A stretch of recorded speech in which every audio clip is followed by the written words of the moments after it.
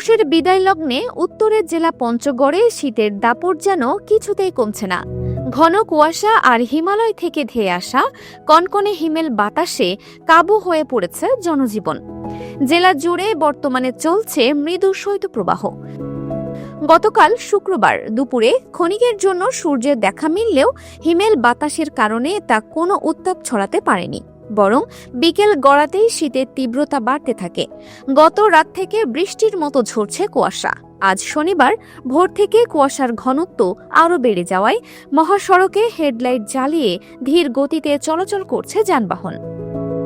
আজ শনিবার 10 জানুয়ারি 2026 সকাল 6টা ও 9টায় জেলায় সর্বনিম্ন তাপমাত্রা রেকর্ড করা হয়েছে 8.3 ডিগ্রি সেলসিয়াস। বর্তমানে বাতাসের আর্দ্রতা 100% এবং ঘন্টায় 10 থেকে 12 কিলোমিটার বেগে হিমেল বাতাস বয়ে যাচ্ছে।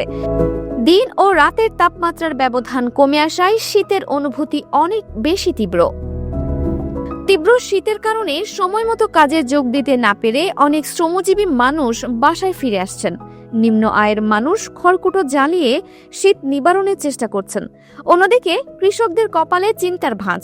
তীব্র শীতে আলু ও মরিচের ক্ষেতে রোগবালাই বেড়ে গেছে এবং ঘন কুয়াশায় বোরো ধানের বীজতলা ব্যাপকভাবে ক্ষতিগ্রস্ত হচ্ছে। আবহাওয়া অফিস জানিয়েছে, আগামী কয়েকদিন তাপমাত্রা আরও কমার পাশাপাশি কুয়াশা ও হিমেল বাতাসের দাপট বাড়তে পারে। সেই সাথে জেলার ওপর দিয়ে চলমান এই মৃদু শৈত্যপ্রবাহ অব্যাহত থাকার সম্ভাবনা রয়েছে। Multimedia desk, Dinajpur TV.